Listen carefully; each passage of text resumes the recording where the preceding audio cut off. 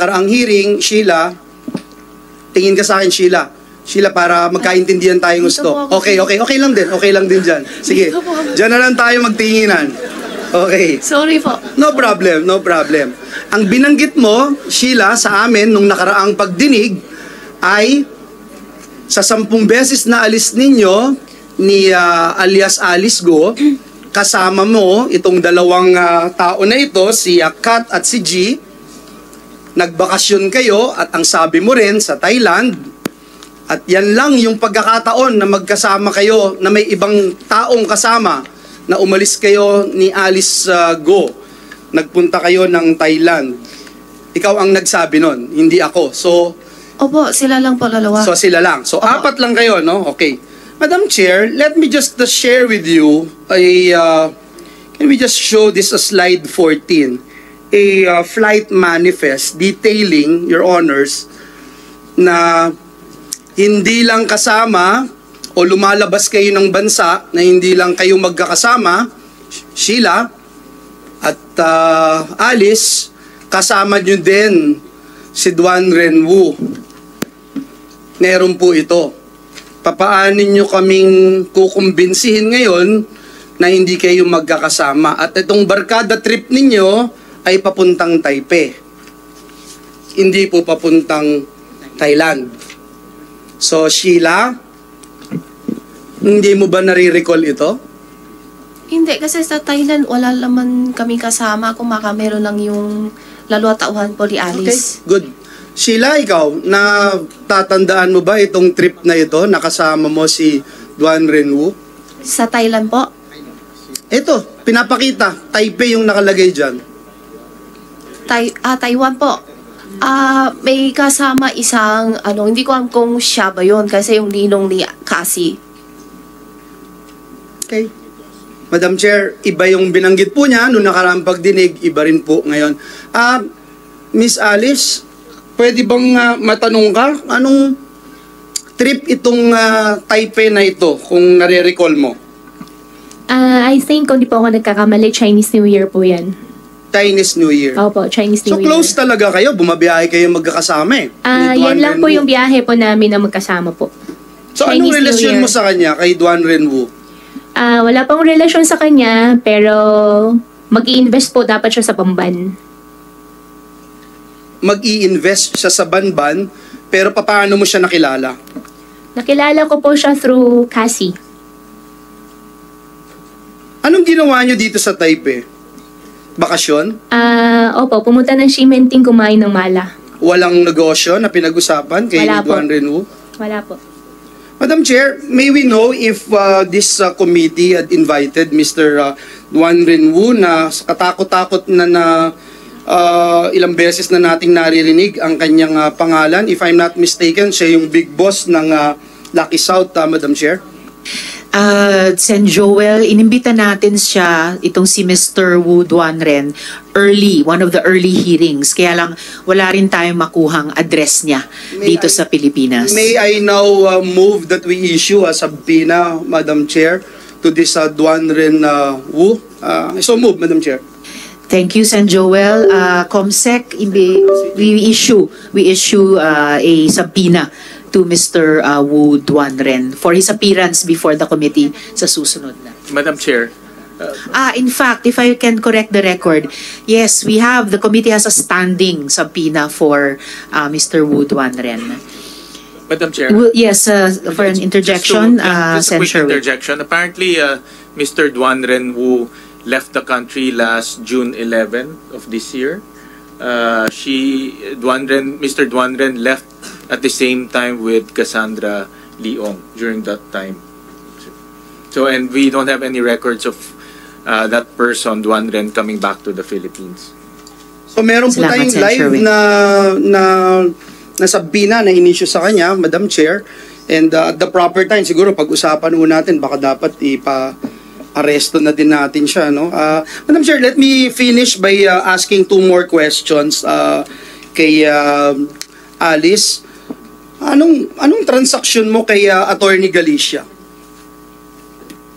Paano mo siya nakilala? Sen, may pending case po sa DOJ po. I invoke my right against self-incrimination po. Are you aware na mayroong sasakyan mo daw? Anyway, let me ask that question. Is that your vehicle na nagpunta at nagpakita doon sa abogado na nagnotaryo na nandito ka sa Pilipinas? Would you deny it? Yes or no? Sen, I invoke my right against It's self-incrimination just yes or no. po. Madali naman i-check namin yung sasakyan, no? So that's been super being uncooperative. We can easily ask LTO and find out kung sa'yo yun o hindi. At binanggit na dun sa mga interview, lahat ng kasama mo at staff mo, kailangan mahaba ang buhok at medyo kamukha mo para madali kang makaalis, no?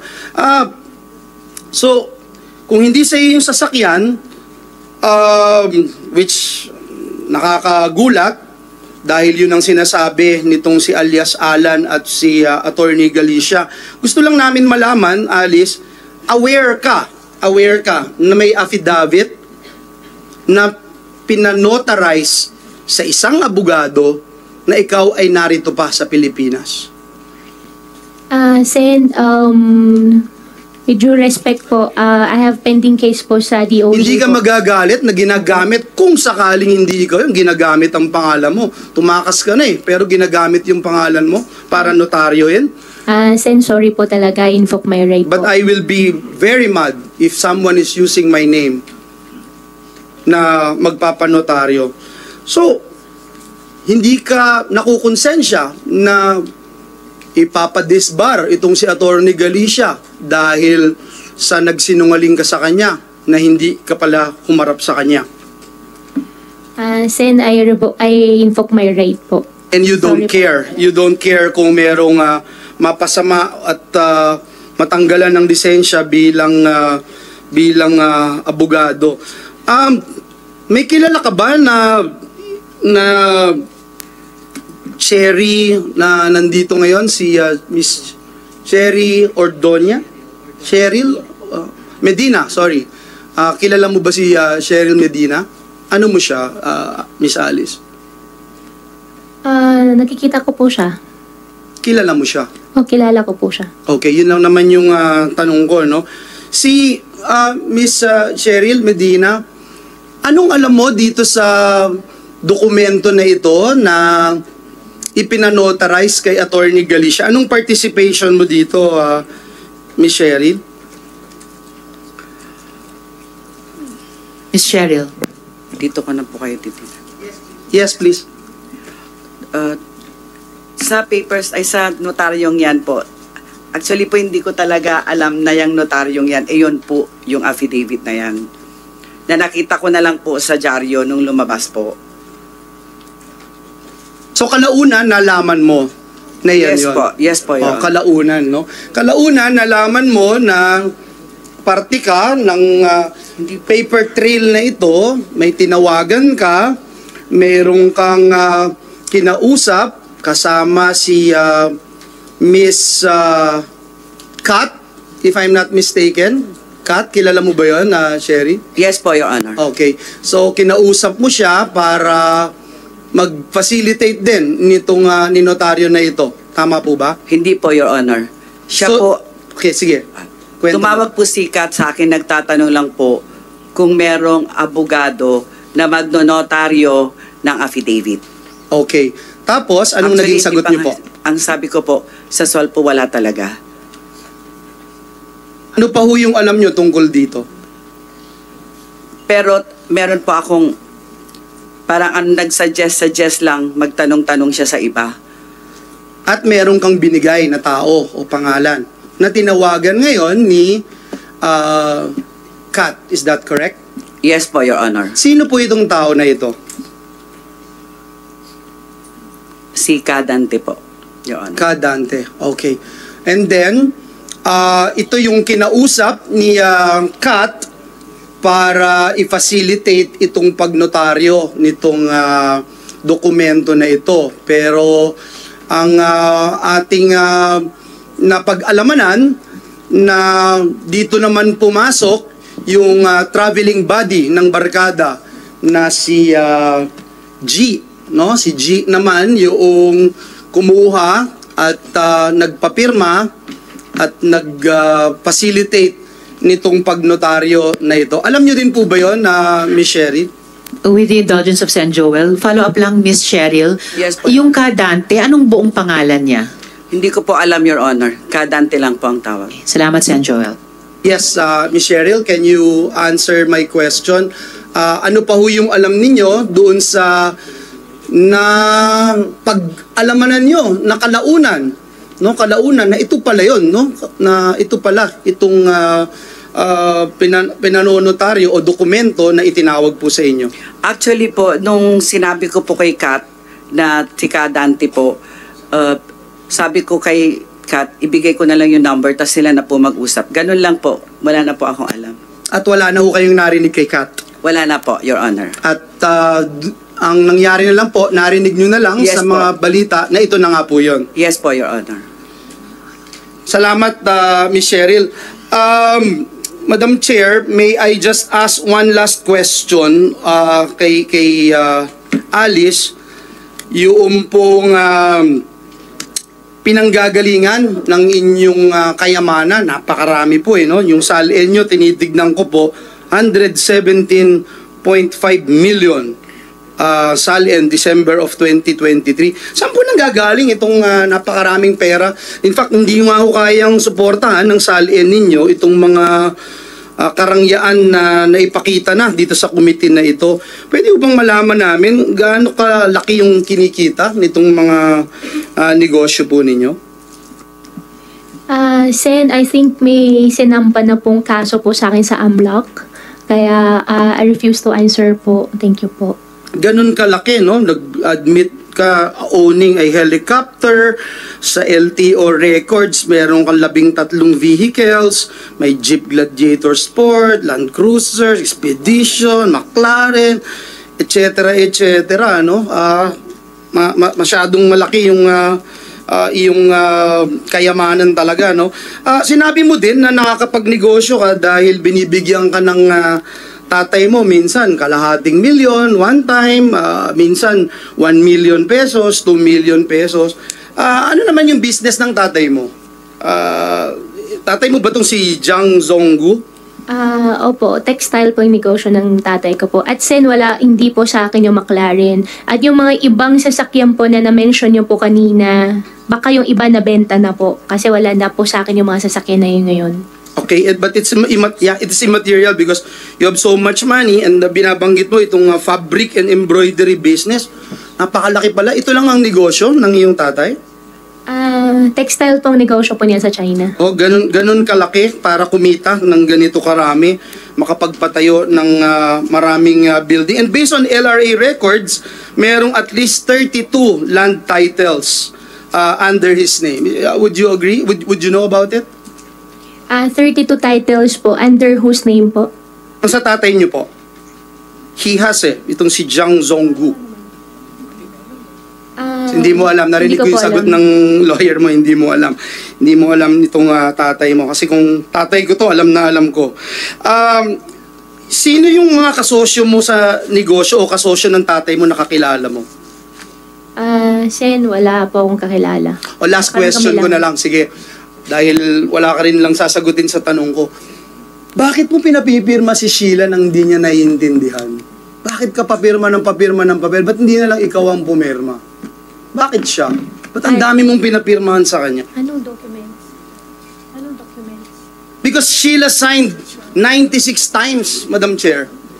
96 documents, of which 66 was for general information sheets as a corporate secretary. 10 times for articles of incorporation as an incorporator. 20 times on audited financial statements as an auditor and chief financial officer. Mukhang galit na galit ka kay Sheila para papirmahan lahat to. Sen, wala po ako maalala. I-double check ko rin po.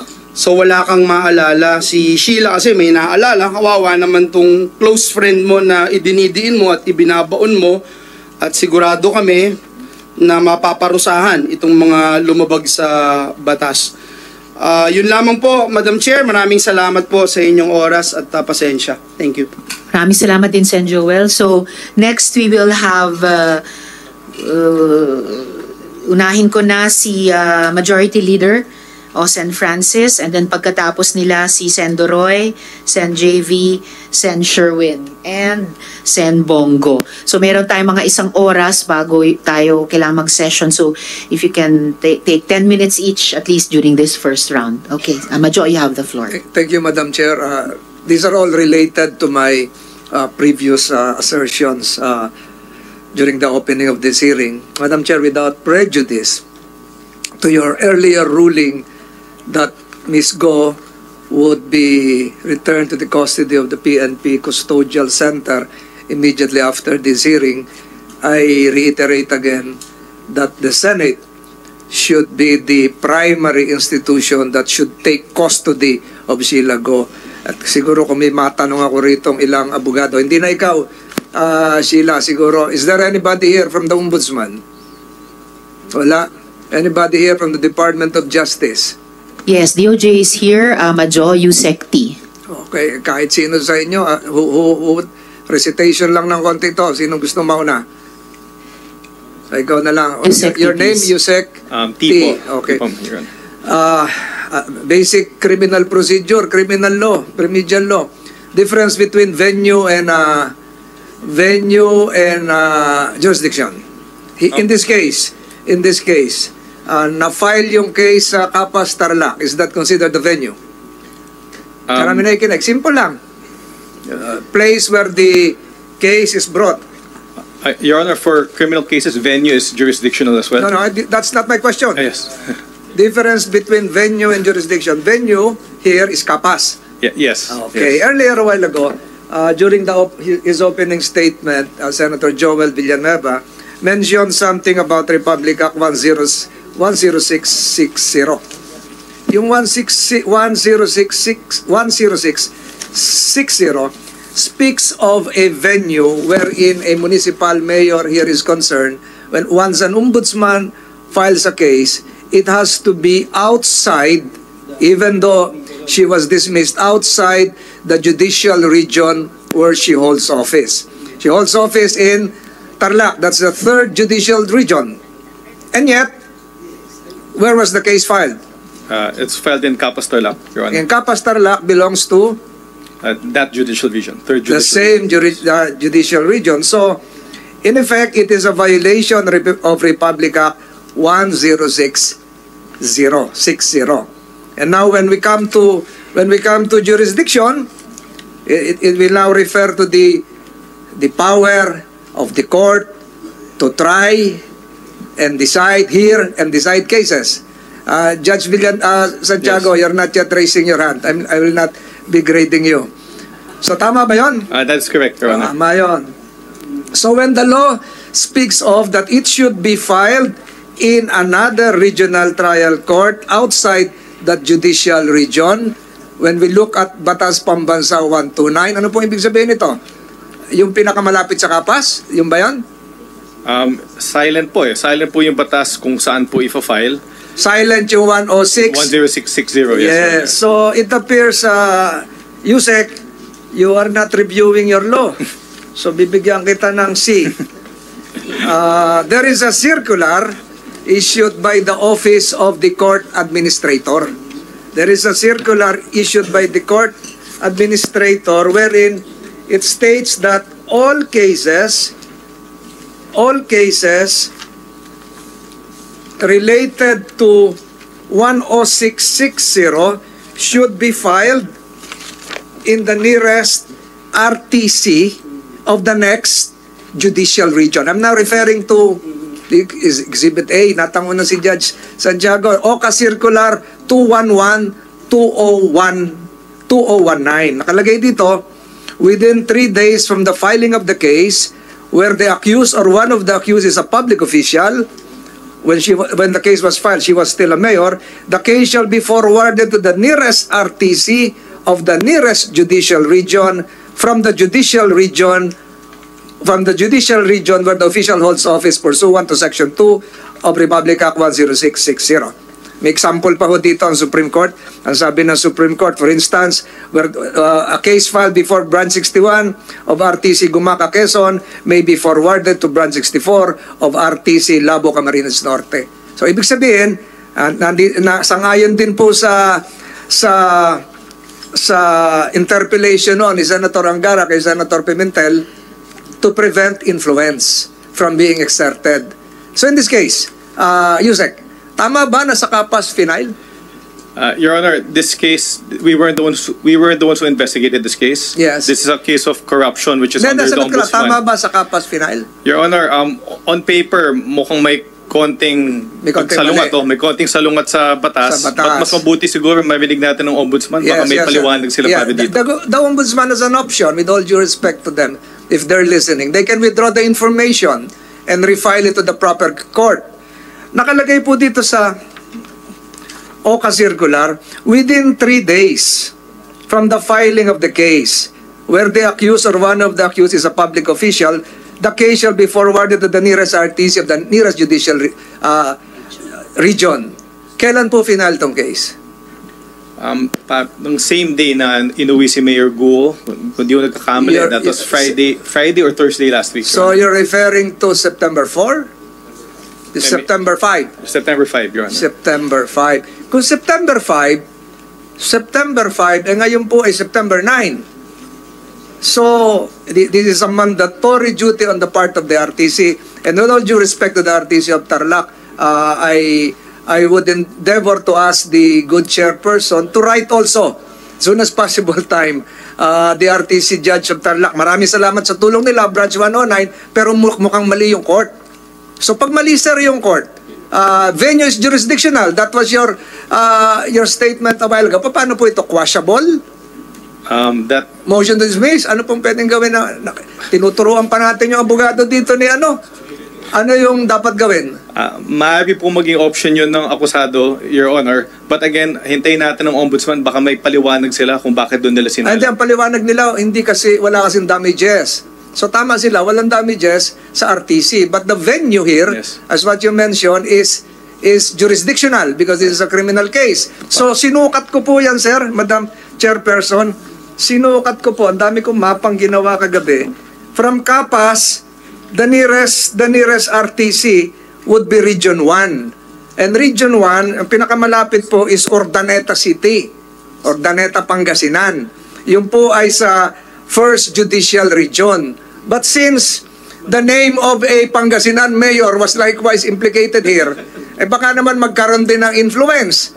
So hindi po pwede sa Region 1. So yung pangalawang sinukat ko po, dito yung mga mapa ng mga husgado, yung pangalawang sinukat ko na malapit-lapit is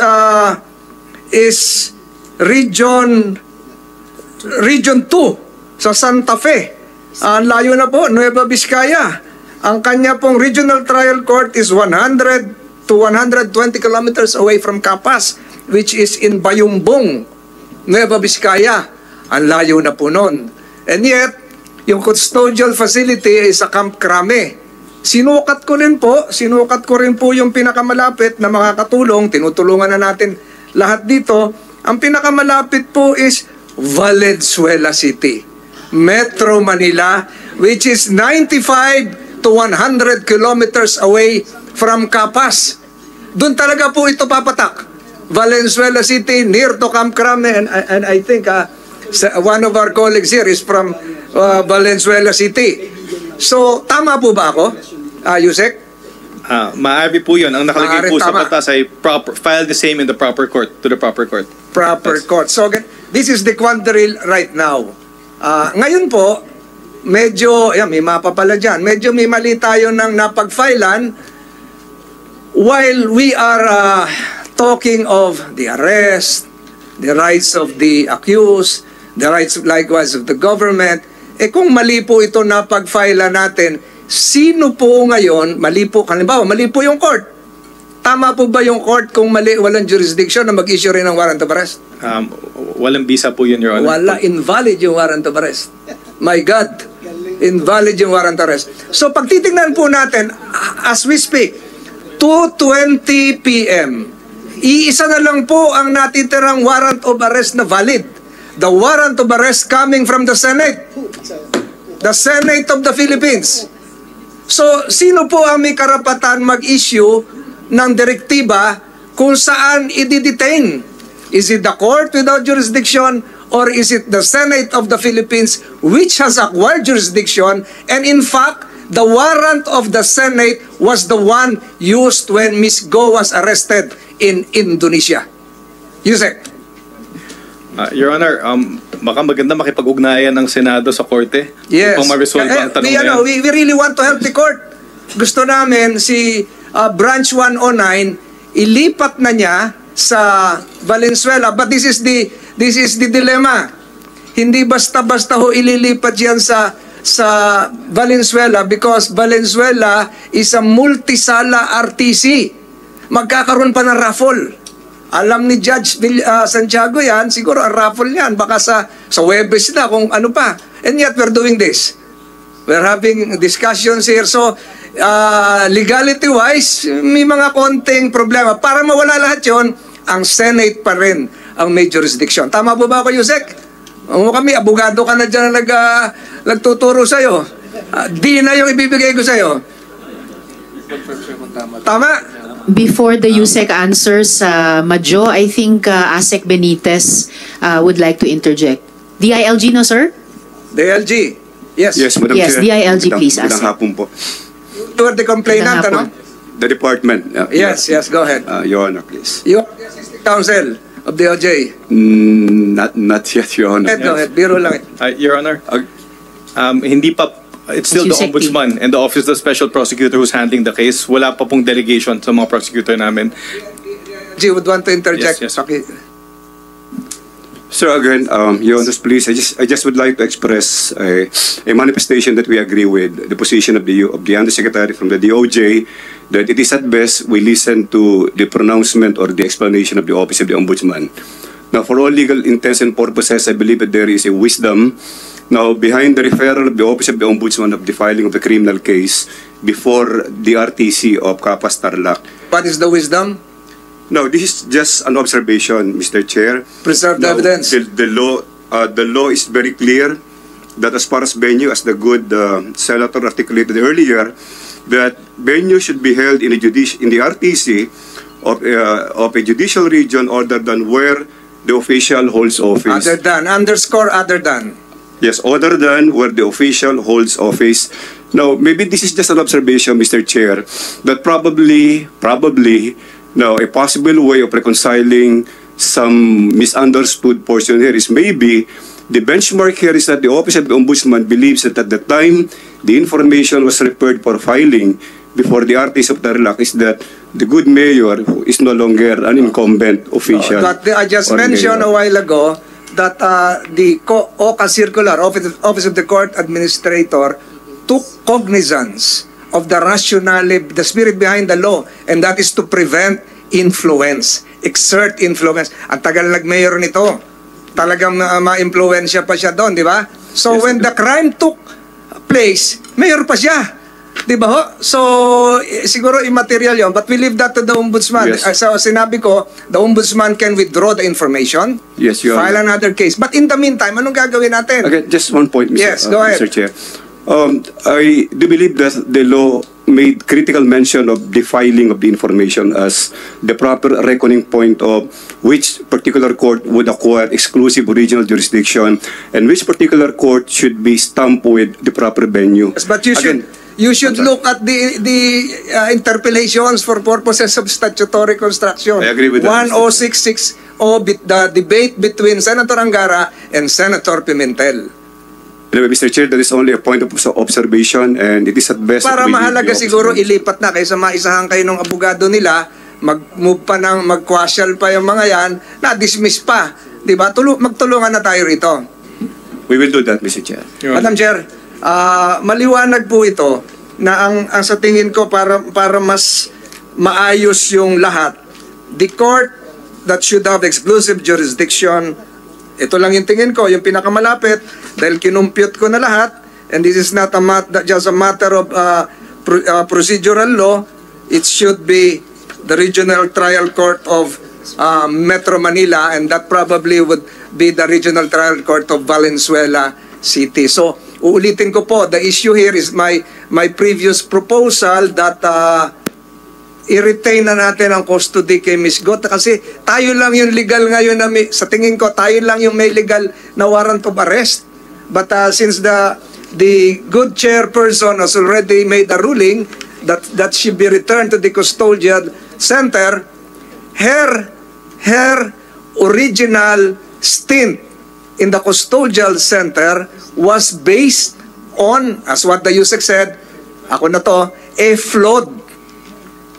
flawed jurisdictional application of 10660. Walang jurisdiction si RTC Kapas. Paano ka mag-i-issue ng mga order? Although the Senate committee was very cordial enough to ask for permission, to seek the permission of the good judge that she be allowed to attend the hearing today in today's hearing. But for purposes of legality, Madam Chair, palagay ko ang Senado po ang tama.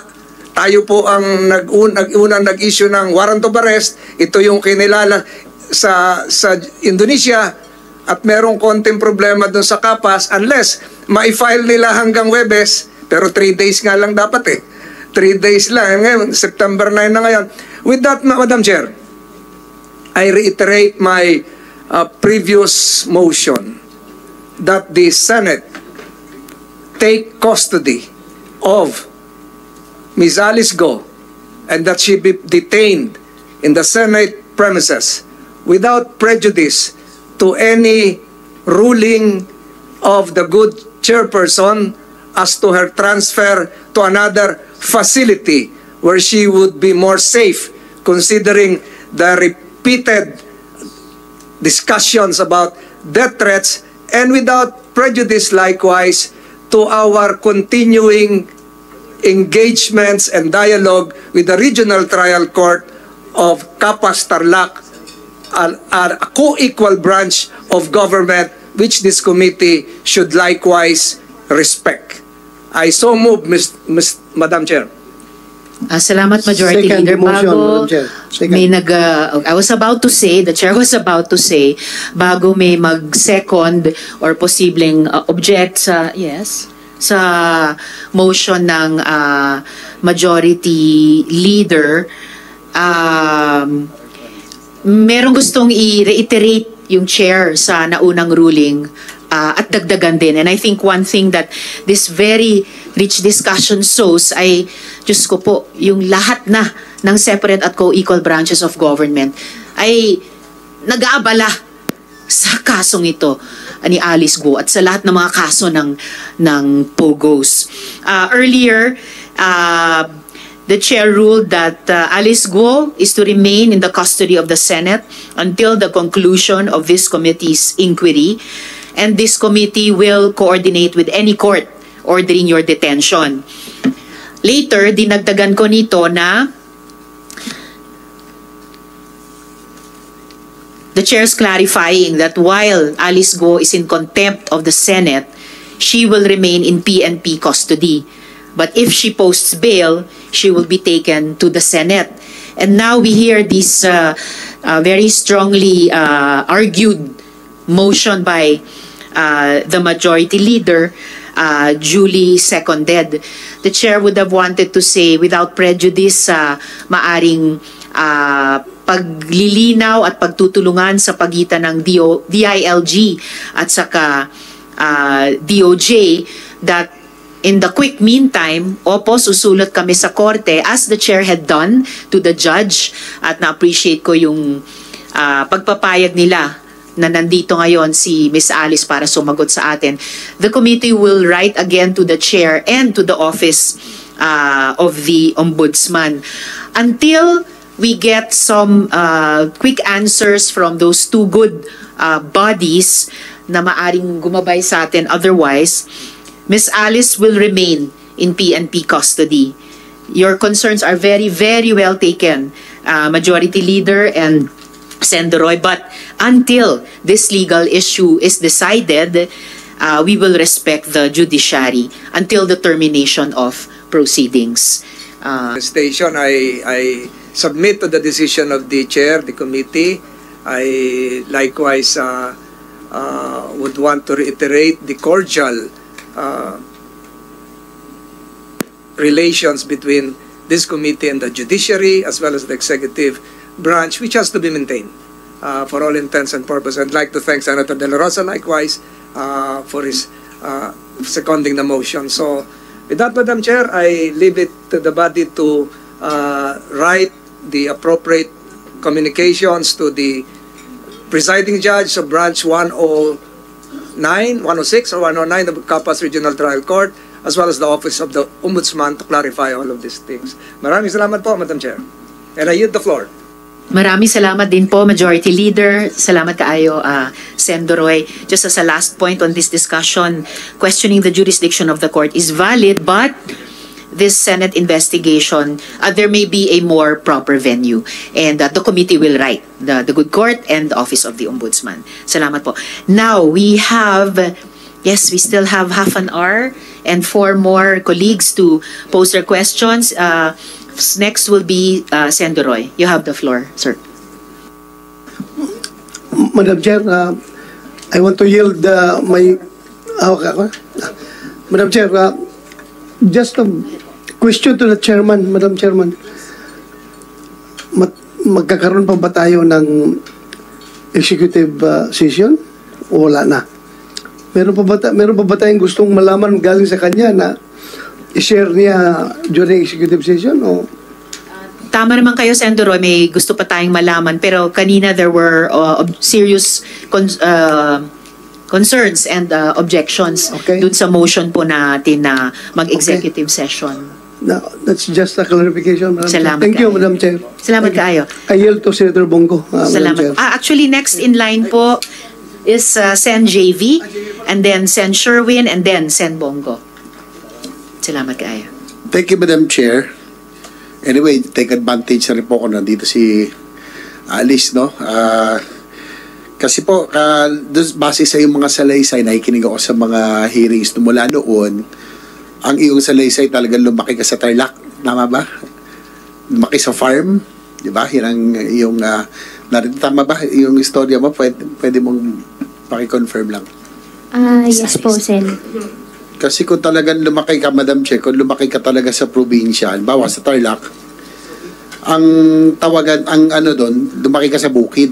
No, bihirang gumagamit ng farm doon. Diba? Parang yun ang pag nagtanong ka ng taga-probinsya, madalas doon po ako sa bukid. So, bakit po ganun? At saka ang sabi rin kanina ay meron ka rin, may ebidensya rin na nag-aral kayo dito sa Grace Christian. Ma-confirm nyo ba yun? Bago sumagot si Ms. Alice, the Chair would like to recognize the presence of Sen. Robin Shukran. Please proceed. Sen, yung term po na bukid po, kung hindi po ako nagkakamali po, para sa mga rice field farming po. Yung sa amin po kasi pig farming po. Hindi, kasi kung talagang lumaki ka probinsya, talagang tawag sa farm, bukid. No? Kaya yun lang po. Just an observation, Madam Chair. Doon po sa inyong entry sa politics, no, siyempre, natanong din po yan. Ang sabi nyo rin po, ito yung childhood dream. Siguro pwede nyo lang bahagya, inarate kung sino po ang talagang nag-encourage sa inyo, tumakbo at tumulong sa inyo na makapasok sa politika. Sen, wala naman po nag-encourage po sa akin. Talagang ako lang po may gusto. At nung sa campaign period po, isa rin pong tumulong po sa akin na nagbigay po sa akin ng mga leaders, mga tao, yung former po na mayor po namin. Yun lang po. Apo, yung si Mayor Feliciano kanina po yung nagsalita na, no? Mukhang siya po ang iyong taga-suporta, pero natanong na siya po kanina. Yung pong nabanggit nyo rin kanina, interesado po ako, no? Doon sa iyong pagtakas, no? Na iyong narration. At yung binigay nyo kanina pangalan, doon to yung isang tumulong sa inyo na nag-ayos no, iyong sasakyan na yate. Ang sabi mo kanina, nagalit ka pa, pinagalitan mo siya. Bakit nga pala kayo nagalit sa kanya? Sen, hindi naman pong galit pero masama po yung loob ko po. For security reason po talaga, Sen, ayaw ko po siya i-discuss po sa public. So, kung hindi naman sumama loob nyo sa kanya. So, ibig sabihin, kung kaya sumama loob, kung medyo nagalit kayo sa kanya, may utang na loob ba siya sa inyo? Dahil may negosyo siya sa Bamban o may kinalaman siya sa mga pogo doon? Sen, for my own security po, I refuse to answer that question po. Sorry po talaga. Sa tungkol naman doon sa inyong pagtakas, tulad dito, isang tao bang may-ari ng yate at ng taong nagbanta sa inyo? Sen, wala po akong idea po doon sa mismong may-ari po ng yate po. Itong may-ari ng yate, kanina sabi mo, pinagsalitaan mo siya. Muli, tinatanong ko, hindi kaya siya natakot na kaya ginawa niya na paraan na ikaw ay makatakas, na baka siya ay masangkot, ma-expose sa Senate hearing, kaya siya ay nag-initiate. Sabi mo kanina, ikaw ay tinakas, no? Hindi ikaw ang tumakas, ikaw ay mayroon nag-initiate para ma-smuggle ka palabas ng Pilipinas. Hindi kaya dahil takot siya na malaman ang kanyang pagkatao rito? Sen, possible po. Pero for that question po, for my own safety po, ayaw ko po siya i-discuss po sa public po. Okay, sige po. At sinubukan po natin. Doon po sa sa PNP. Sa PNP, any representative sa PNP?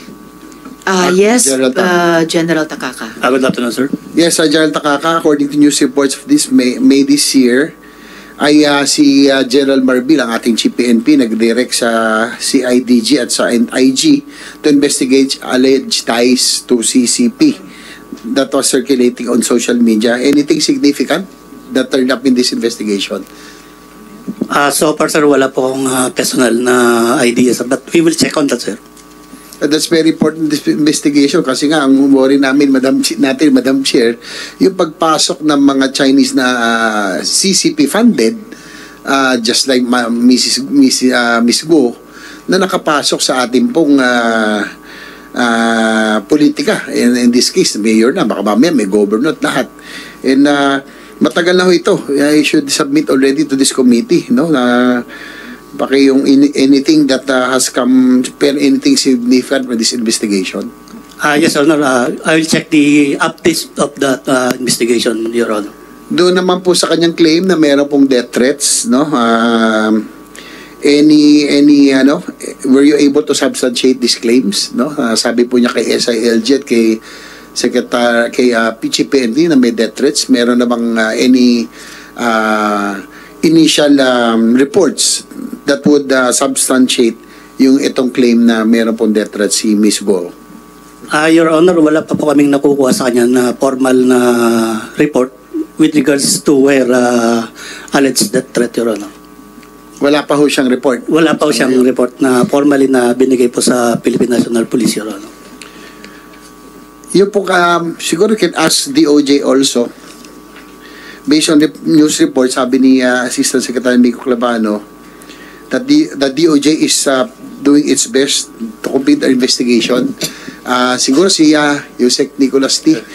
Any preliminary already result of the investigation? Kasi po yung storya po nila Sheila at Alice Go, yung pong they went to Sabah or Malaysia by boat, ay narinig ko rin na si DOJ Secretary does not agree with it. So, would you confirm this na hindi po sila, na iba po ang theory ng DOJ dito, the NBI?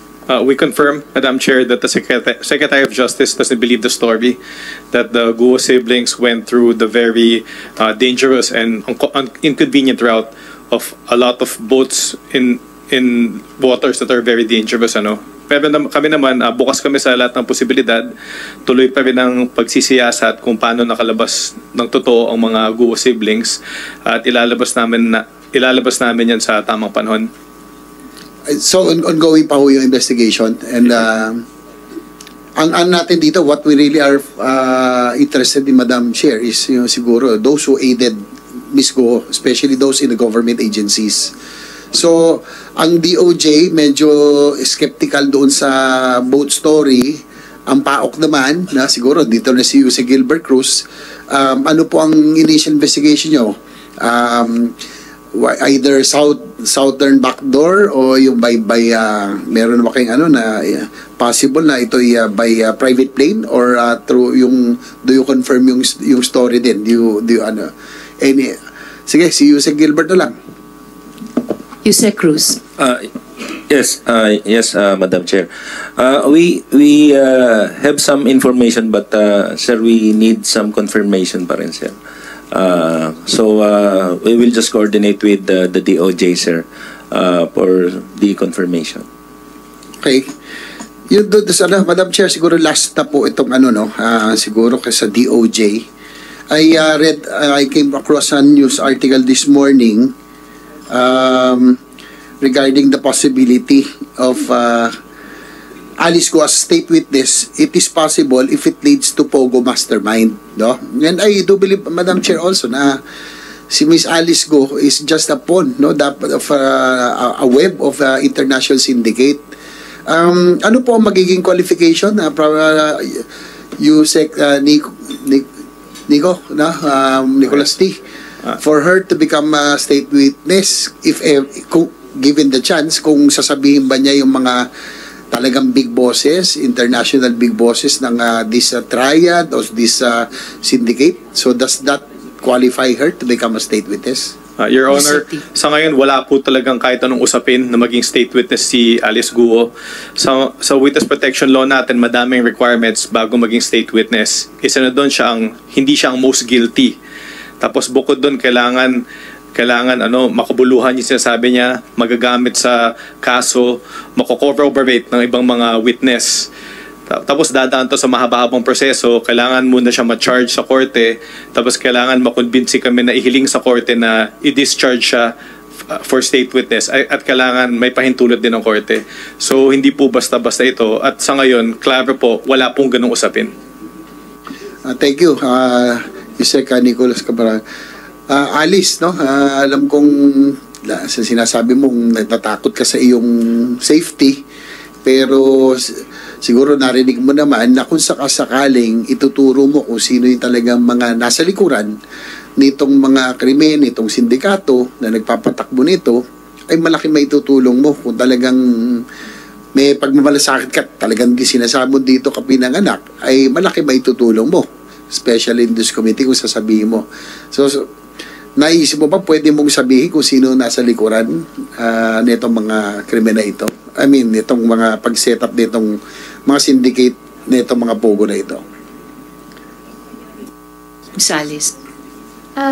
Sen, I refuse to answer for that question po sa aking security po. Sorry po talaga.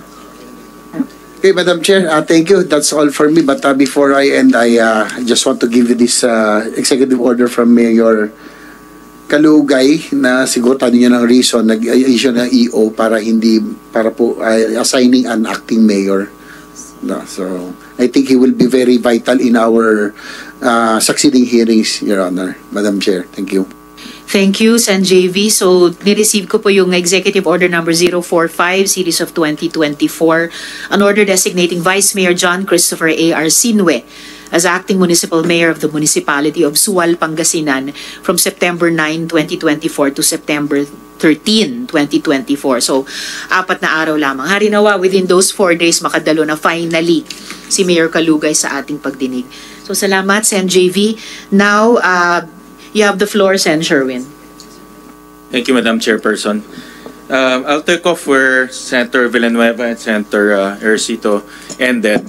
At dedirekta ko po yung aking katanungan kay Ms. Guo Huaping. And iba dito ay natanong ko na nung nandito siya last May 22, but itatanong ko na lang ulit dahil medyo matagal-tagal na yun.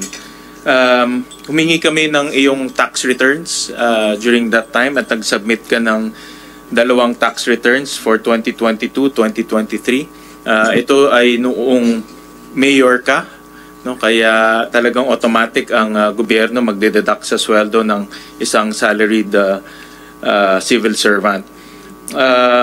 Gusto kong matanong, bago ka naging mayor, ano ang saan ka kumukuha ng income?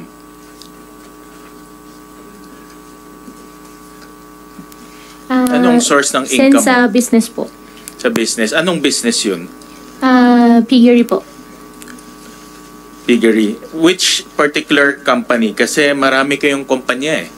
Diba? Tinignan opo, ko sa may mga- more than a dozen companies ang inyong kumpanya. So saan ka kumukuha ng income? Sa mismong piggery business po. Which is, Ano yung more declare natin? ano yung kumpanya na yon? QJJ Farm po. QJJ Farm. So dito ka kumukuha ng income. Opo. In the form of anong klaseng income? Anong klaseng income ang binibigay sa iyo ng QJJ Farm? Ako po yung nagmamanage po nung business po. So may sweldo ka doon? Opo, ako na po yung nagmamanage po talaga. Oo nga, pag nagmamanage ka, may sweldo ka. Opo. Tama? Opo. Magkano ang sweldo mo? Hindi po sweldo na salary po. Anong, Sa akin na po yung business po. what do you mean? Linawin mo yung sagot mo, Miss Go. Kumukuha ka nagmamanage ka ng QJJ Farm? Diba? This is your family business? Meron ka bang sweldo na nakukuha sa kanya? Hindi po siya exactly sweldo po kasi parang sa akin na po siya, ganun. So, anong klase? May dividendo ka ba nakukuha sa kanya? Sa business, sa business po, doon na po kumukuha ng pang expenses ko rin po. Magkano ang kinukuha mo every month? Wala po siyang More or less lang. Bigyan mo lang kami ng ballpark figure. Wala naman pong more or less po. Pagka may kailangan po. Guys, for example lang, in the last, bago ka naging mayor, the last 12 months bago ka maging mayor, magkano kinukuha mo? On the average lang. More or less lang. Bigyan mo lang kami ng idea. Opo, Kasi ikaw nagmamanage yan. Ikaw may-ari nun. Diba? So, kaya mong diktahan kung magkano pumupunta sa'yo, whether through income or through dividend. So, magkano nakukuha mo? Wala po ako may bigay po na exact po. Basta pag kailangan po, kumukuha po ako dun. May ano ba? 50,000, 100,000? More or less lang. Hindi ko po sure sa Pero kumukuha ka doon? Opo. Okay. Nung kinukuha mo yun, binabalik mo? O sa'yo na yun? Sa akin na po. Sa'yo na yun. So Opo. parang income mo na rin yun. Opo. Galing sa kumpanya. Opo. At rini-record mo yan sa libro? O kinukuha mo lang sa kahera? Kinukuha ko lang po. Kinukuha mo lang, hindi mo rini-record sa libro? Kinukuha ko lang po. Kinukuha mo lang.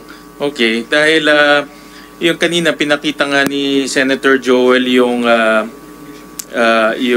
SALN mo at lumalabas. Napakita ko lang muna yung financial statements ng QJJ Farm. Kasi yung QJJ Farm, nakita namin na hindi naman siya ganong kalaki ang kanyang kita. No? Nakita lang namin.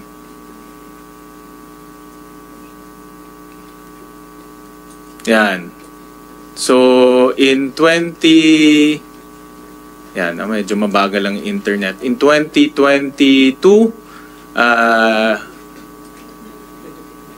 negative 954. In 2021, 81,000 yung kanyang net income. So, yan yung kanyang kita, no? Sa QJJ Farm na sinabi mo yan ang main income source mo. Pero ang iyong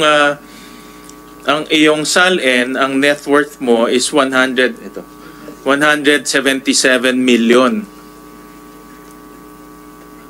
So, inaano namin pinag-aaralan namin saan galing yung income stream mo. No, dahil meron kang net worth of 177 million, pero ang QJJ Farm ay at the very least maliit lang yung kanyang kita. Kita lang namin Hindi. Ito.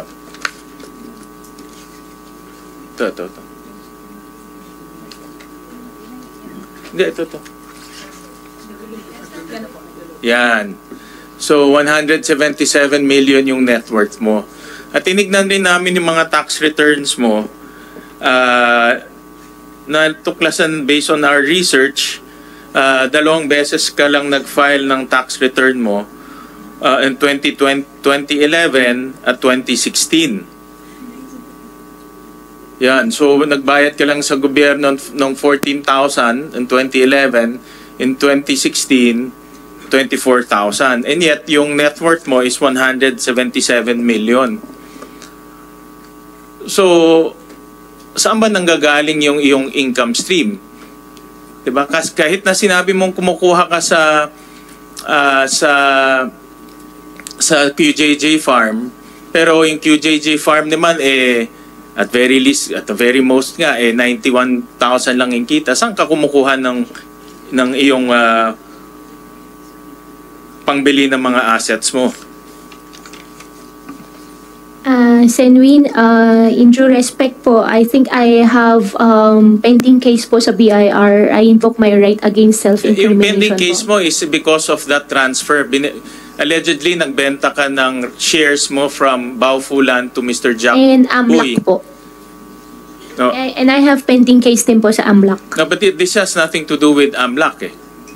This has nothing to do with your tax evasion case. So, wala namang connection siya sa tax evasion case mo kasi yung tax evasion case mo is yung pagbenta mo ng shares mo kay Jack Uy. Opo, pero sa dami po na cases po naka-file po sa akin, nag-worry din po ako lahat na isasagot ko po dito may use against me po. Sorry po, Sen. Sen. Sherwin, before you continue, go ahead, para sa kaalaman lamang ng lahat, pumayag si Senate President na mag-session tayo by 3:20. So hard stop na po natin before then. So that sina Sen Bongo and Sen Robin ay makapag-tanong pa. Salamat po. Please proceed, Sen. Sige, Sherwin. thank you, Madam Chairman. Tatalon ako sa isang question but related, no? At natanong ko na rin to last time kasi madalas, hindi ko pa rin ma-figure out kung paano natayo yung Pogo Hub sa Banban. Dahil kinos out namin yung Pogo Hub sa Banban, lumalabas na at the very least is about 6.1 billion pesos papakita namin. No?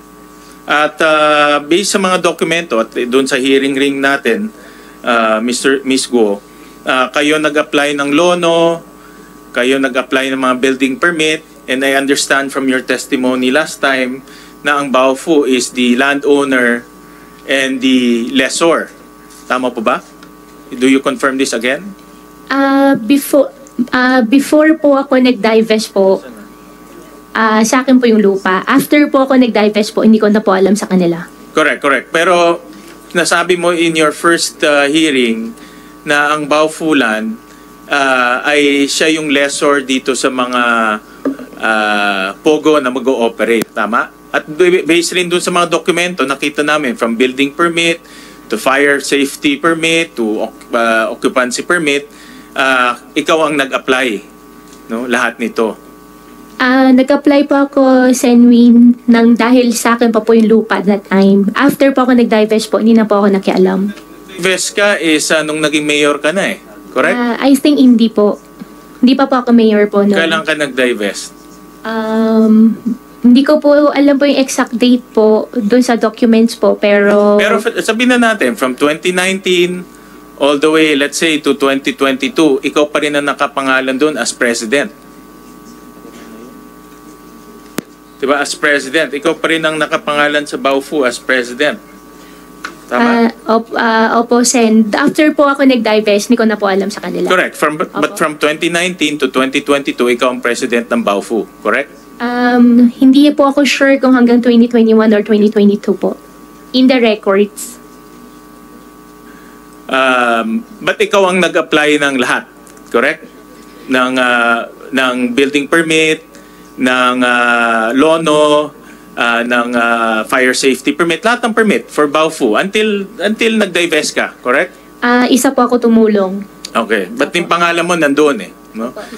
That's the record. Ngayon, ang tanong ko sa iyo is, since kayo nag-apply ng mga permit, sino yung contractor nitong corporation na ito? At sino yung mga ginamit yung mga tinanong ko na ito, but tatanungin ko ulit, no, para ma-recall natin lahat. Sino yung contractor, sino yung mga nag-supply ng labor, and all that. Sino nag-supply ng labor, sino nag-supply ng heavy equipment, sino yung mga yun? Sen, honestly, wala po akong idea, pero pwede ko pong kunin yung details at i-provide po sa inyo. Ang alam ko po, ang contractor po is Chinese po yung contractor. Hindi po ako kausap, kaya hindi ko po alam, pero makukuha ko din naman po yung details po kung kailangan nyo po. Pwede ko po i-coordinate po. Sige, supply mo na lang dito sa committee yung mga detalye ng sino yung contract. Kaya ito, yung pinapakita ko sa slide, no? 6.1 billion yung cost nitong lupa na ito. Maraming buildings ang itinayo dyan. At hindi naman yan pwedeng parang kabuti na lang nalalabas. Diba? May nag-construct niyan. At kayo, bilang 50% owner ng Baofu, kayo nag-apply ng permit, obviously, kayo may kinalaman sa nag-construct nito. Sen, katulad po nung na-mention ko po kanina, wala po akong kinalaman, pero pwede ko pong kunin yung details, ipaprovide ko po sa inyo. Sige, mamaya ipag-usapan natin ulit yan.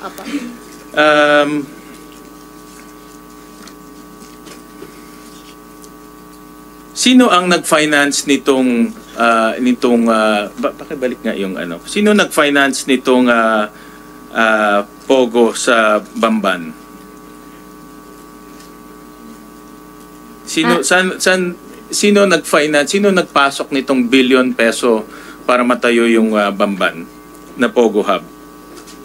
Sen, after ko po nag-divest, hindi ko na po alam. Pero before po ako nag-divest po, yung isang Chinese po ang nag-approach po sa akin. So, sino yung Chinese na yun? Isa rin po siya incorporator po ng Baofu po. Anong pangalan niya? Yung Huang po. Give us complete name. Ipaprovide ko po. Huang ano? Ipaprovide ko po. Yan ba sa incorporation papers, si Wang Zhiyang? Isa po siya doon sa incorporation papers po. Si Wang Zhiyang? I think so, opo. I think so o hindi? Yun lang naman. Opo, siya po yung kausap. Siya po yung incorporator, opo. At siya rin ang nag-finance nito? Hindi ko po alam kung sino pa po nag-finance, basta siya lang po yung alam po namin. Pero siya ang kausap mo dito para ipatayo itong Pogo Hub sa Bamban? Initially, hindi naman po Pogo Hub ang usapan. Ang initial po, housing po. Kaya yung lupa ako po ang gagamitin. After po nag-iisip po sila ng ibang types of business na po, umalis na po ako. Paano ka, sige, babalik ako dyan ha. But sinabi mo kasi kanina na si Wang Zhiyang ang nag-finance nito. Sen, hindi ko po sinabi siya po nag-finance. Ang sinabi ko po, siya po yung kausap po namin. Sino nga nag-finance? But yun ang gulay, kailangan namin malaman kung sino ang mga taong nasa likod nito eh. Diba? Hindi ka nagbibigay ng sagot sa amin eh. No? Hindi naman parang pera babagsak lang sa langit at magtatayo ng Pogo Hub sa Bamban. Meron nagbigay ng pera nito. Sino yung nagbigay ng pera? Sen, very cooperating po talaga ako. At na-mention ko rin po sa inyo kanina, kukunin ko po yung details po doon sa mga contractor. Then yung contractor iba. Yung contractor yung binayaran mo. Wala pa akong binayaran na contractor po, Sen. Yung contractor iba yun. Mamaya papakita ko yan. Yung binagsakan ng pera, yung pinanggalingan ng pera, saan galing yun? Hindi ko po alam, Sen. Hindi mo talaga alam? Hindi ko po talaga alam. Okay, sige. May papakita kami. Ito.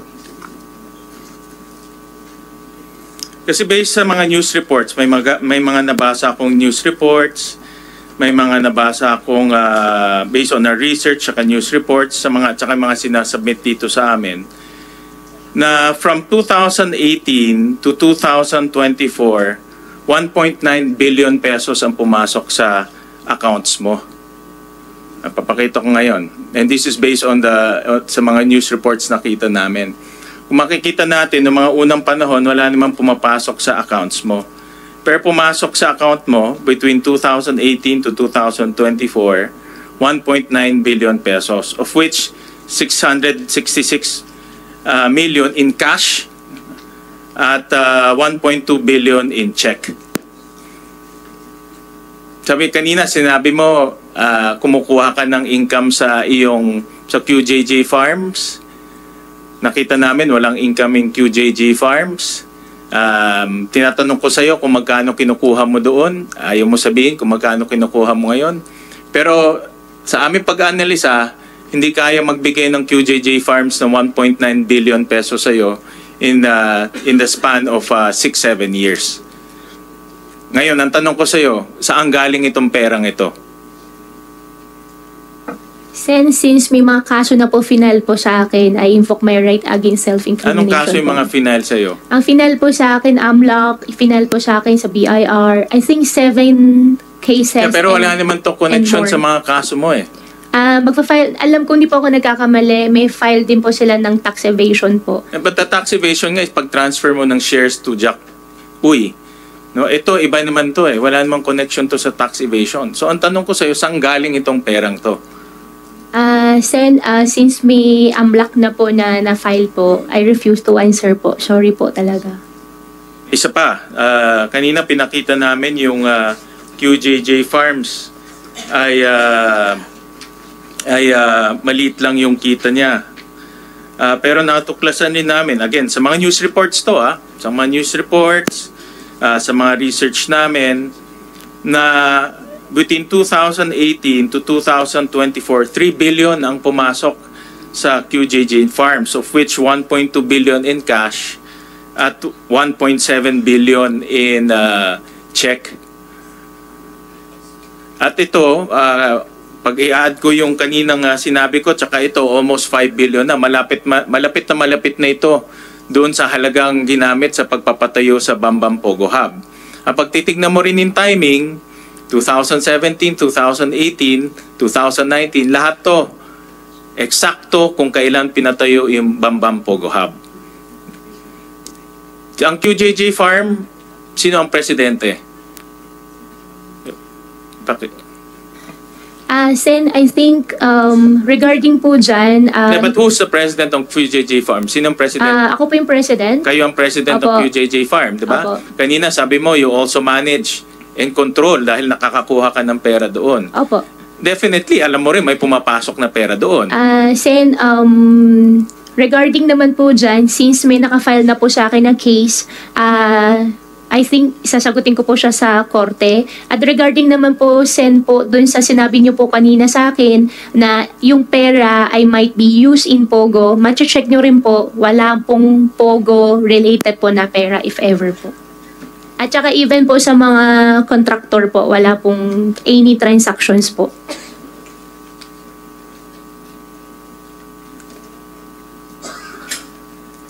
Itong pera na ito, never to pumunta sa mga contractor, sa mga Pogo, never yan pumunta? Sen, wala po akong business na Pogo. Kaya wala rin po ako pinagawa po na Pogo. Itong perang to, hindi to pumunta sa pagpapatayo ng Pogo sa Bamban? Wala po. Wala kasi po akong timing, Pogo. perfect timing, yung pagpasok. Balikan natin kanina. Opo, Sen. Matcha-check nyo naman po. Pagpasok ng pera, eksakto 2018, 2019. Sa farm, ganun rin, 2018, 2019. Yan ang eksaktong pinatayo yung Pogo Hub sa Bamban. Kung hindi po ako nagkakamali, nag-umpisa po yung Pogo Hub po sa Bamban po year 2019 kasi Yes. pandemic year. Correct. Yeah. Pero wala po akong Pogo business po at wala rin po akong pinatayo. Okay. Matcha-check nyo naman din po niyan, Sen. Okay. Opo. Sorry po talaga.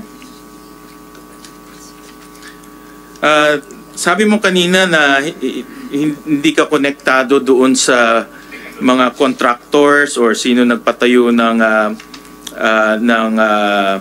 Pogo Hub sa Bamban. Pero tinignan din namin yung accounts ng Baufulan, no? Of which ikaw ang presidente, tama? Ng Baufulan? Hindi po. Wala po akong pinirmahan na any bank documents po ng But Baufu. ikaw ang presidente ng Baufulan, tama? Before po ako nag-divest po. Correct. Nung lupa pa lang po siya. Oo. Hindi, dinivest mo siya is 2000, before election, 2022. Based sa mga records, 2022. So, from 2019, nung nag-incorporate in Baufu, until 2022, ikaw pa rin yung presidente and you own 50%. Ngayon, nakita namin sa mga accounts na ang Baofu may binayaran na isang Howley Builders Construction, of which nakita namin yung ID at ibinigay sa amin rin ito ng mga nag-grade sa Bamban. At meron rin kaming nakita Max Gear Construction Supply, no, na binayaran nitong Baofu land. Chinek ko sa internet, itong Max Gear is a equipment supplier. No? Wala po idea. Equipment supplier siya. So, dito makikita natin na ang Baofu nagbayad sa contractor na Howley, nagbayad rin sa equipment supplier na Max Gear, of which ang Baofu, ikaw ang presidente at 50% owner. Pero, ang pera nanggaling sa QJJ Farm. Kung makikita nyo, QJJ Farm credit the account of Baofu.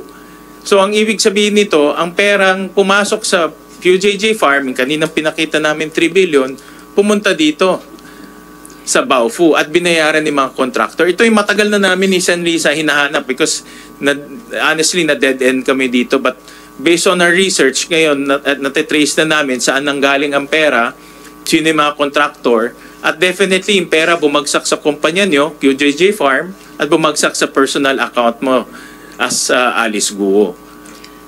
Sen, hindi ko po siya masasagot kasi wala po akong matandaan. Ido-double check ko po pero wala po akong maalala na may ganun transaction po. Paano hindi mo maalala? You're the president in 2020. Nag-divest ka lang dyan before you became a mayor noong 2022. Opo, Sen. Pero doon sa account po ni Baofu, never po ako naging signatory. At never po ako sumali po sa pag-open po ng account ng Baofu. Imposible naman yun kung ikaw ang presidente, hindi mo alam kung saan pumupunta yung pera. Pero definitely, alam natin na galing sa QJJ Farm yung pera. Ang pagkakatandaan ko po, wala po ako naalala na may pera po na galing sa QJJ. Ito-double check ko rin po. Yan naman yung standard na sagot mo, no? Wala kang maalala, i-check ko sa records ko. So, but itong records na ito, official to. Itong records na ito, hindi naman magsisinungaling dahil ibinigay ito sa committee at tinagpi lang namin to para makita namin yung totoong larawan. Dahil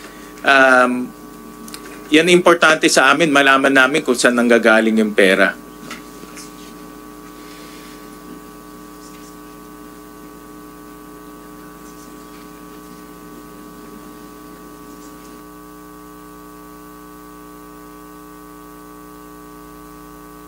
Madam Chair, I know that we are rushing against time, pero merong a few items na lang, no, with the permission of the good chairperson.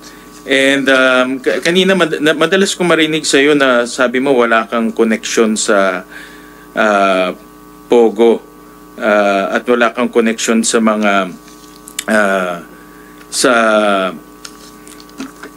doon sa operation ng Pogo sa Bamban. Pero meron din kaming nakitang mga dokumento na nagbabayad sa Tarelco. No? And itong mga dokumento ito nakapangalan sa iyo. No?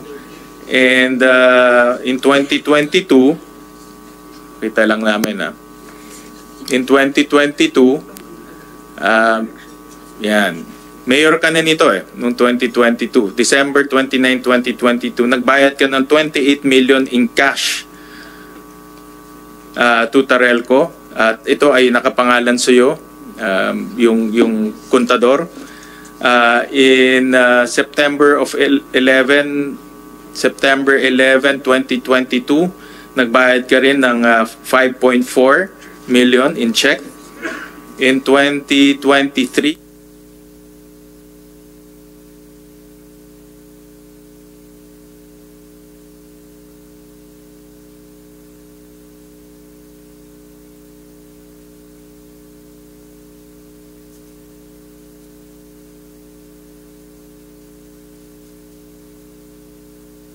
bago lang to. January 4, nagbayad ng 3.4 million in check, in cash. And in January of 2024, 5.3 million in check. Paki-flash lang in 2024. Is that the 2024? Okay. So mayor ka nito. Nung nagbayad ka ng Tarelco. At sinabi mo kanina wala kang connection sa Pogo. Pero pag walang kuryente, walang Pogo. No, ganun kasimple lang 'yon. 'Di ba? Kung hindi mo yung binayaran ng kuryente, walang Pogo, walang mare-raid, walang human trafficking, walang torture, wala. Pero tuloy-tuloy ka nagbayad. Even nung mayor ka, nagbayad ka. Even this year, nagbayad ka. So alam mo na may nangyayari dyan. At we can also prove na yung amounts na binabayaran mo is equivalent to the size, yung laki ng Pogo Hub doon. No? Pero ito, makikita natin, mayor ka na nung nagbabayad ka. Kaya hindi lang to, narinig ko, sinabi mo last time, nakapangalan lang sa'yo. Hindi nakapangalan to sa'yo. Gumawa ka ng cheque, binayaran mo, nag-withdraw ka ng 28 million, binayaran mo. So hindi lang to simpleng nakapangalan at nagkaligtaan lang na i-transfer sa iba. Nasa pangalan mo pa rin itong kuryente ito. So, in other words, active participant ka dito sa Pogo Hub in Bamban. Sen, dahil po may nakafile po sa DOJ na human trafficking po, I refuse to answer the question po. Sorry po. Hindi mo sasagutin, but again, no, yung ebidensya, malakas na malakas, yung dokumento, malakas na malakas. Kahit hindi ka magsalita, it will speak for itself, sabi ng ating chairperson. Dahil madalas kong maririnig sa'yo, hindi ka active participant dyan. And lastly, Madam Chair, kaya pa ba ng... One last question, Chairman, because Sen Bombo is also going to question. Yes, one last point, Mr. Chair, because it's connected to this. No. Nakita rin namin sa aming mga research at doon sa mga dokumento, dahil alam nyo, actually, itong mga dokumento sa likod, Ms. Guo, ito yung mga dokumentong pinapadala dito at binabasa namin lahat yan at tinatagpi-tagpi ho namin. Kaya hindi simpleng trabaho po yung ginagawa namin at ng komite. At nakita rin namin na ginamit mo rin yung mga kumpanya ninyo para bayaran diretso yung kuryente ng Pogo Hub sa Bamban gamit ang inyong mga korporasyon. So papakita namin dito, for example, in 2020, ang QJJ Farm nagbayad ng kuryente in different dates diretso sa Tarelco. In 2021, 2022, ang QJJ Farm rin nagbayad in those amounts rin, iba-iba, no? May 1.3 million, 5 million diretso to Tarelco. In 2023, no, yung QC Genetics nagbayad rin ng different amounts, no? 6 million, 2.6 million diretso to Tarelco. Sino ang presidente ng QC Genetics? Miss Alice. Ako po. Kayo ang presidente ng QC Genetics. So in other words, nag-transfer ka ng pera kasi pumasok sa iyo yung 1.9 billion eh. Tinransfer mo sa QC Genetics at binayaran niya yung kuryente ng Pogo Hub sa Bamban. Wala pong pumasok na 1.9 billion, Your Honor. At for that question po, I invoke my right po. Gawa po meron na pong pending po ng human trafficking po na related din po dyan sa issue. Kaya hindi ko na po sasagutin po at dito. At gusto ko rin i-point out, 2023, mayor ka na nito. No?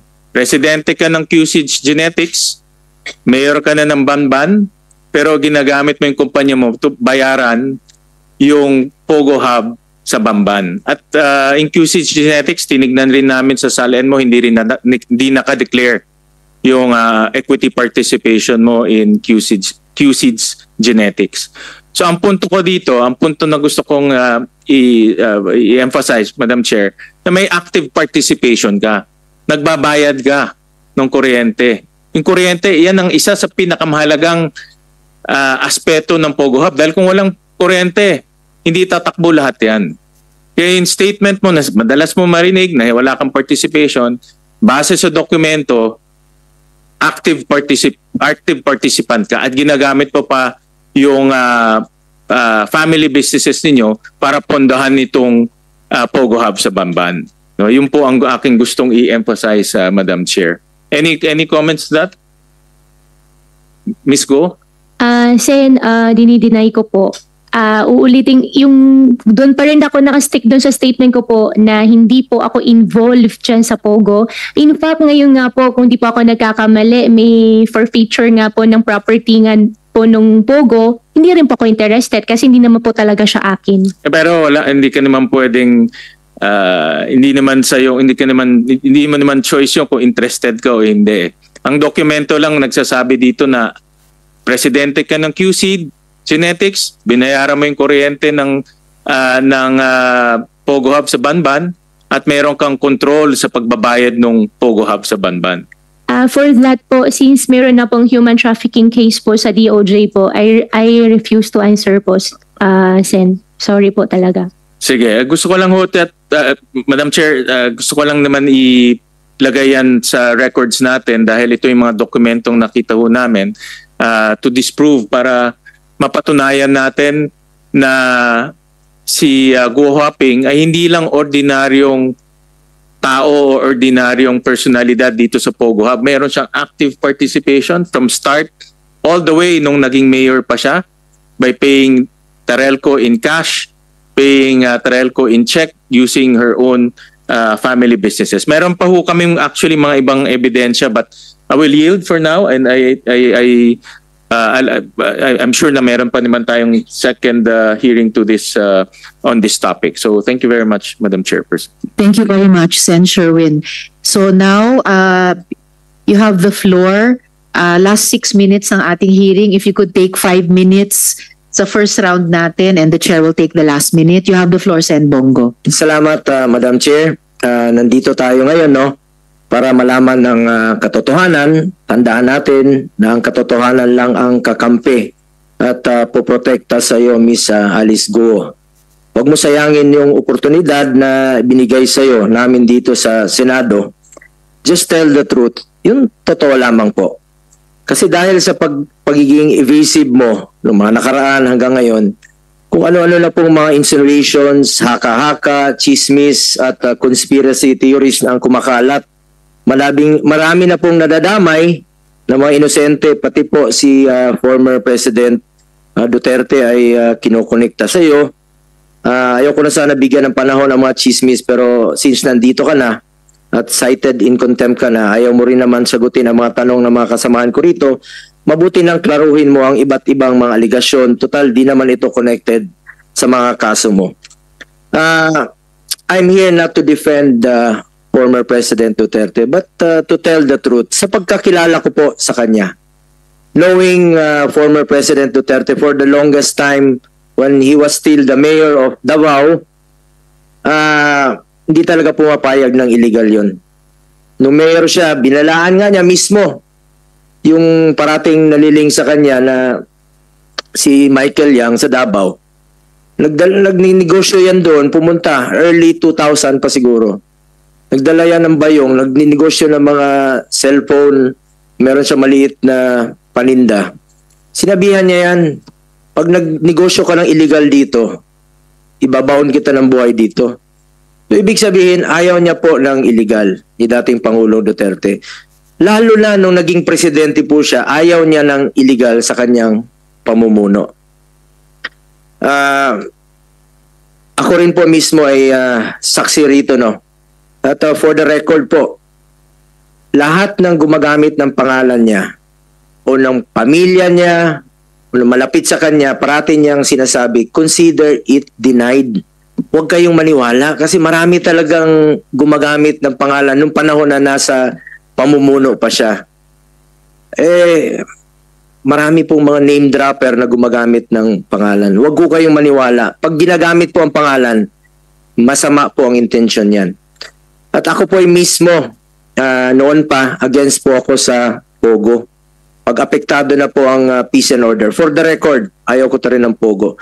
Lalo-lalo na po pag nag-aasik na po sila ng lagim, dyan po mismo sa mga condominium, dito, sa may malapit lang sa atin. Kita mo nagkakalat sa mga kondo, naghasik ng lagim. Pag compromise na po ang peace and order, ako mismo, ayaw ko po. I'm against Pogo. Matagal ko na pong sinasabi yan. At lastly, to Miss Alice, kung may intention ka bang magsabi ng totoo dito, please lang po, sabihin mo na yan lahat. Yung totoo lamang po.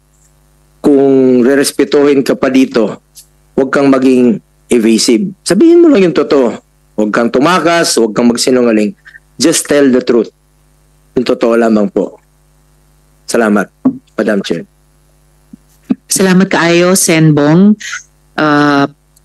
So before we suspend this hearing, one quick question, quick initial answer sana mula sa PAOK kay Yusek Cruz. You just raided a Pogo in Cebu. Tama po ba na you established links also to the Pogos in Bamban and Porac na parehong linked kay Alice Guo, Yusek? Yes, ma'am. Thank you so much. We will ask you more questions, details about that sa susunod na pagdinig. Dear colleagues, mukhang malalim pa ang hahalungkatin natin para maabot ang katotohanan. At Guo Huaping, alias Alice Guo, kahit anong subok mo, hindi mo mapapaikot ang Senado. I'm sure even if you're talking to your attorney, you can overhear me. Di ako naniniwala na walang Pilipinong tumulong para makalabas kayo sa Pilipinas. Di ako naniniwala na walang opisyales ng gobyerno na tumulong sa inyo. I remind the resource persons and the body na ang right against self-incrimination ay hindi isang mahiwagang anting-anting para makaiwas sa napakasimpleng mga tanong ng Senado. Huwaping, wag mo na kaming tuluyang insultuhin. Kanina lang po ay may inulat na sinibak na ang presidente. Pero BI lang ba ang involved? At sino-sino exactly sa BI? Paano ang liability ng Coast Guard kung umalis nga siya sa isang yate? Paano ang involvement ng local governments? Sabi ni Sen. Robin ng ating National Police, kung local governments, inamin na po ng staff ni Mayor Kalugay na siya ang naghahanap ng notary para sa dokumento that turned out to be Alice Guo's affidavit. Pero for now, Guo Huaping is cited in contempt. She will be held in the PNP Custodial Center and the court will be informed that her presence will be required by the Senate for the continuation of our committee hearings.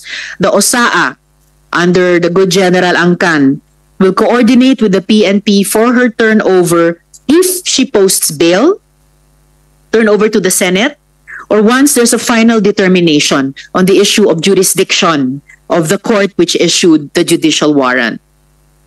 Hanggang di ka magsabi ng buong totoo, Guo Huaping, your contempt citation stands.